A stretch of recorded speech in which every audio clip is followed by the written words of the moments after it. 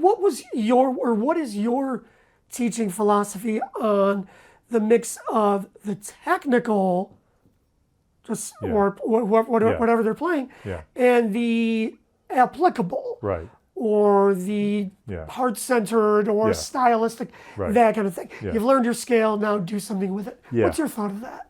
Well, I've sort of gone in another direction. Having graduated from the program, I got out and I had skills, but I had no, like you just said, it's style, it's application. What are you going to do with it? Right. So I felt like, well, I could do anything, but I can't really do any one thing. I can just do things in general.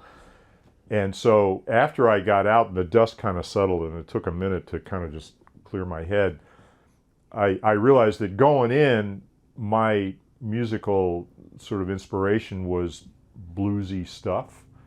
And coming out the other end, it was like, I'm still inspired by that. I don't really see myself playing jazz in a club somewhere.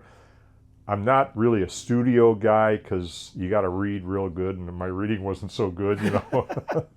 And you had to like be able to play everything, like all styles, you know. You had to be a chameleon. And you had to be anonymous, you know. You had to blend not into the background. Yeah. And I wanted to be in a band. You know, my first inspiration for bands was the Stones, and so I want to be in the Rolling Stones, you know. Right. So I was playing in bands, and we were doing all kinds of stuff. It wasn't blues really, but it was new wave, or as they called it back then, and different kinds of, you know, inspirational kind of rock, indie music, whatever.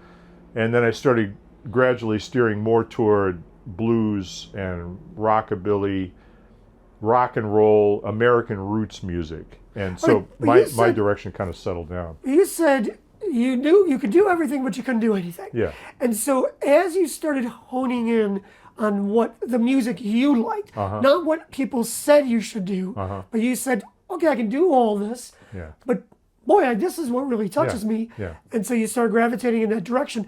How did you then become less of a technician and become more of an artist, if you will? Well, it's the listening.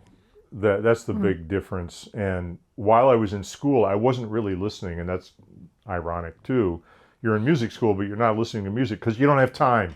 It's always do the next thing. You know, it's very, very incremental.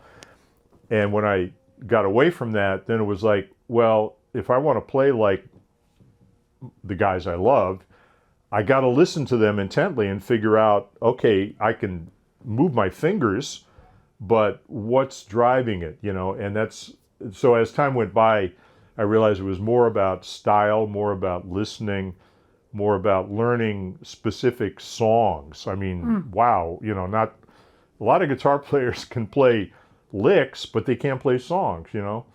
And I realized, you know, if I go home and I want to impress my mom and dad, I can't sit down and play a major scale at, you know, 192 on the metronome because they don't give a shit, and none of my friends do either. You know, play something that inspires them. You want to be able to play something like, check this out, it's a whole thing, and I can capture the whole song. So that was the shift away from the technical to the, you know, I want to play the music, not the method, you know.